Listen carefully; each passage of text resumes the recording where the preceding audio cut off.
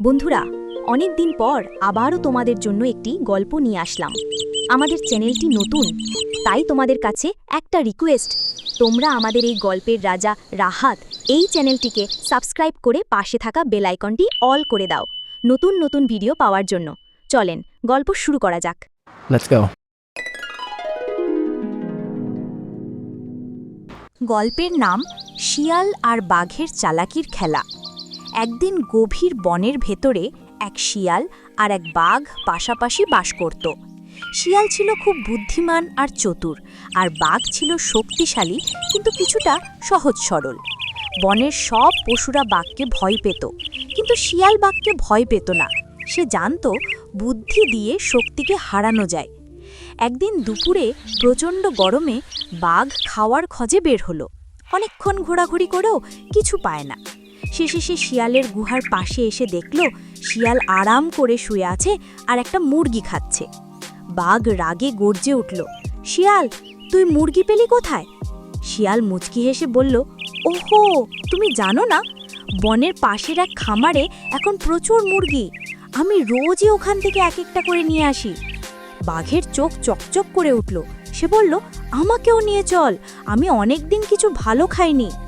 শিয়াল ভাবল, এই সুযোগ, বাঘকে একটু শিক্ষা দেওয়া দরকার। সে বলল, আচ্ছা, তবে একটা শর্তে, তুমি আমার কথা পুরোপুরি শুনবে, আমি যা বলবো তাই করবে, নয়তো ধরা পড়ে যাবে। বাঘ রাজি হলো। রাত নামলো, দুজন মিলে খামারের দিকে রওনা দিল। শিয়াল আগে আগে চলল আর বাঘ চুপচাপ পেছনে। খামারের কাছাকাছি পৌঁছে শিয়াল বলল, তুমি বাইরে থাকো, আমি ঢুকে একটা মুরগি এনে দিচ্ছি, তুমি কোনো শব্দ করবে না। শিয়াল গেটের নিচ দিয়ে ঢুকে গেল। কিছুক্ষণ পর একটা মুরগি নিয়ে বেরোলো। বাঘ খুশি। সে বলল, আরও আনো, আমার পেট ভরেনি। শিয়াল বলল, না, এক রাতে একটাই যথেষ্ট, বেশি লোভ করলে ধরা পড়ে যাব। কিন্তু বাঘ ছিল লোভী।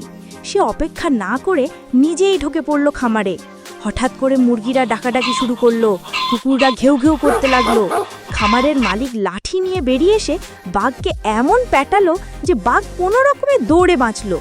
শিয়াল দূর থেকে সব দেখে হাসছিল। পরদিন সকালে বাঘ গুহার সামনে শুয়ে কাতরাচ্ছে। শিয়াল এসে বলল, কি হলো বন্ধু, আমার কথা না শুনলে এরকমই হয়। বাঘ রাগে দাঁত চেপে বলল, তুই ধোঁকা দিয়েছিস, আমি প্রতিশোধ নেব। শিয়াল হেসে বলল, প্রতিশোধ নয় বন্ধু, শিক্ষা। লোভ আর অবাধ্যতা সর্বনাশ ডেকে আনে। বাঘ শান্ত হলো। কিছুদিন পরে আবার শিয়াল আর বাঘ দেখা করলো। এবার বাঘ ঠিক করলো শিয়ালের সঙ্গে বন্ধুত্ব করবে। একদিন বাঘ বলল, চল, এবার আমি তোমাকে খাবার এনে দেব, আমি জানি এক জায়গায় অনেক তরমুজ আছে। শিয়াল বলল, বাহ, তরমুজ তো আমার প্রিয়, কিন্তু তুমি তো ফল খাও না, তুমি তরমুজ চিনলে কি করে?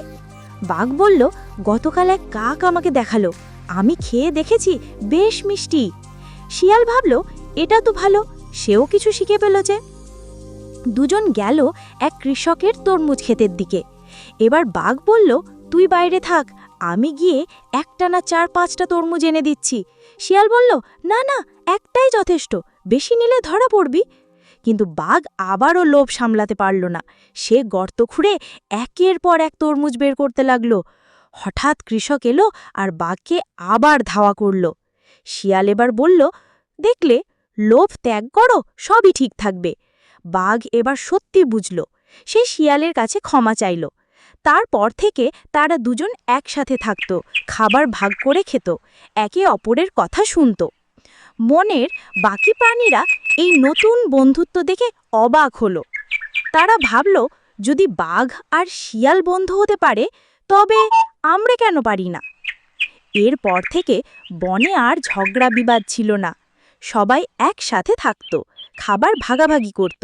শিয়ালের বুদ্ধি আর বাঘের শক্তি মিলে বনে এলো শান্তি। গল্পের শিক্ষা, লোভ করলে সর্বনাশ হয়, আর বন্ধুত্ব আর বুদ্ধি মিলে সব কিছু সম্ভব।